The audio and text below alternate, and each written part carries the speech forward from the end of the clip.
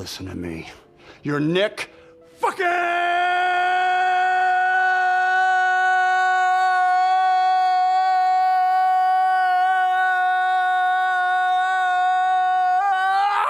Whoa, Cage!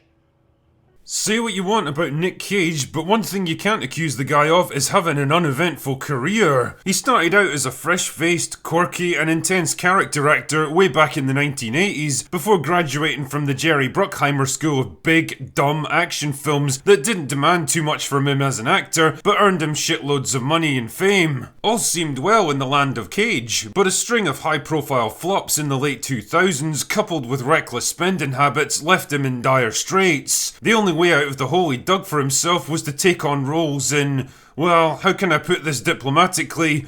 Lesser movies. The next decade was basically a slow, painful descent into B-movie misery. Yeah, there was the occasional unexpected gem hidden amongst all the fecal matter, but generally speaking, it's fair to say that his star was considerably dimmed. It was practically a meme that Cage would sign on to any project that came across his desk, and yet there he was, soldiering on like an absolute pro, giving every role his best efforts, no matter how terrible it was. And like a phoenix rising from the ashes, he emerged from his decade-long purgatory and came back with the unbearable weight of massive talent, a kind of quasi-crime comedy where he plays a fictional version of himself that gets caught up in a CIA sting operation against an international arms dealer. Oh, and he ends up kissing an imaginary version of himself. What can I say, it's a Nic Cage movie.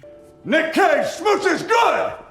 The film kicks off with Cage as a washed-up middle-aged actor who's struggling with the reality that his best days may be behind him. He's flat broke, he can't get any decent roles anymore, and he's estranged from his wife and daughter after years of neglect. And when he misses out on a potentially career-reviving film role, he decides that he's had enough. It's time to retire from acting. All seems lost until an unexpected offer of $1 million to spend a weekend with an eccentric Spanish businessman named Javi tempts him back into action. He's got no real idea of what to expect or what they want from him, but he goes along anyway because he can't think of anything else to do. Anyway, Javi turns out to be the world's biggest Nic Cage fan and desperately wants to work with him developing a new movie. At first, Cage is kind of bored and irritated by him, but gradually they bond over their shared love of films until they begin to develop a real friendship. But all is not as it seems, and when Cage is cornered by a pair of CIA agents, he learns that Javi is actually the head of an international arms dealing empire responsible for kidnapping the daughter of a Spanish political rival and holding her to ransom. But because he's earned Javi's trust, he's recruited to infiltrate the organization and get them the evidence they need to rescue the girl and bring down Javi's criminal empire. It sounds absolutely bonkers because, well, it is, and that's kind of the point. Much like JCVD, the unbearable weight of massive talent works by stripping back the layers between a movie star's invincible, larger-than-life public persona and the flawed, weak and insecure humanity beneath. Both films revolve around a criminal enterprise that drives the action, and both feature an actor willing to let go of their ego and take a hard, honest look at themselves. The difference, though, is that while you got the sense that Van Damme was having some kind of genuine breakdown right in front of your eyes, Cage takes a more light-hearted approach in this movie. He's basically embraced the meme, and he's more than willing to poke fun at himself. The Nic Cage of this movie is an absolute joy to watch, perfectly capturing that unique combination of quiet, moody introspection and manic, destructive hubris that made his career the wild rollercoaster it's been. He's a man simultaneously humbled and broken down by his faltering stardom and messy personal life, but also still clinging to the unshakable belief in his own talent and acting genius. He's haunted by visions of his younger self, pushing him forward, flattering his ego and silencing his doubts, and their scenes together are some of the funniest in the whole movie. I mean, that's not to take anything away from him and Pedro Pascal, who've got great chemistry together, and you can tell they had an absolute blast making this film. Watching the two of them dick around, swapping life stories, and bonding over their shared love of films is just fun. Say what you want about Pedro Pascal and his questionable views on social media, but he's fucking brilliant here as the ultimate Nic Cage fanboy, telling him exactly what he wants to hear and reminiscing about his famous roles. I also love that he's got a life-size bust of Castor Troy from Face Off.